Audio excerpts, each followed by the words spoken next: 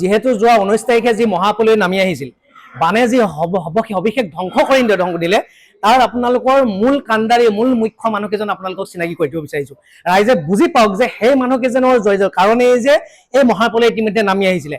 আচলতে শিলখনত অত্যাধিক শিলখনন ঔগুৰিজানৰ বাগানখনত যি শিল খানি শেষ কৰি পেলালে, 100 ফুট দলৈকে দিখৌ নৈৰ তলত খানি পেলালে। আৰু সেই শিল খননৰ মূল নায়ককেইজন আপোনালোকক মই দেখাব বিচাৰিছো। এইজন হল ময়ূৰ বৰগোহাঁই। ময়ূৰ বৰগোহাঁইৰ নেতৃত্বত সেনাপতি সুৰেশ কোঁৱৰ, এই সুৰেশ কোঁৱৰৰ নেতৃত্বত অবৈধভাৱে শিল খনন কৰাৰ বাবে গোটেই দিখৌৰ কিনাৰখিনি খানি পেলোৱাৰ বাবে ইতিমধ্যে সেই মহাপলয় নামি আহিল। আৰু দ্বিতীয় কথাটো হ'ল যে পাহাৰত কয়লা খনন, এই কয়লা খননৰ লগত জড়িত মূল সেনাপতিজনকো দেখাইছো। সেইজনে এইজন সেনাপতি। আৰু ইয়াৰ মূল মানুহজন হ'ল সুশান্ত বৰগোহাঁই। হাওৰা সমষ্টিৰ বিধায়ক সুশান্ত বৰগোহাঁই মূল নায়ক কয়লা খননৰ, আৰু মূল নায়ক এই সুৰেশ কোঁৱৰ। শিল খননৰ লগত জড়িত ময়ূৰ বৰগোহাঁই আৰু সুৰেশ কোঁৱৰ। এই দেখিছে, ফটো দেখিছে আপোনালোকে।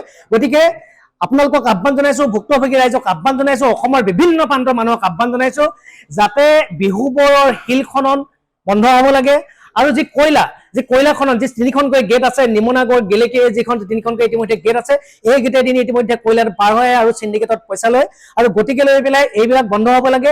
এটা কথাই কৈছো, শিল খনন কৰিবলৈ যদি এইবাৰ তেওঁলোকে আকৌ পুনৰ আৰম্ভ কৰে, কয়লা খনন কৰিবলৈ যদি এই গেটখনেদি আকৌ পুনৰ পাৰ হৈ আহিবলৈ হয়, তেনেহ'লে আমি কৃষক মুক্তি আৰু ভুক্তভোগী ৰাইজে কয়লাৰ গাড়ী আৰু শিলৰ গাড়ী জ্বলাই দিবলৈ বাধ্য হ'ম।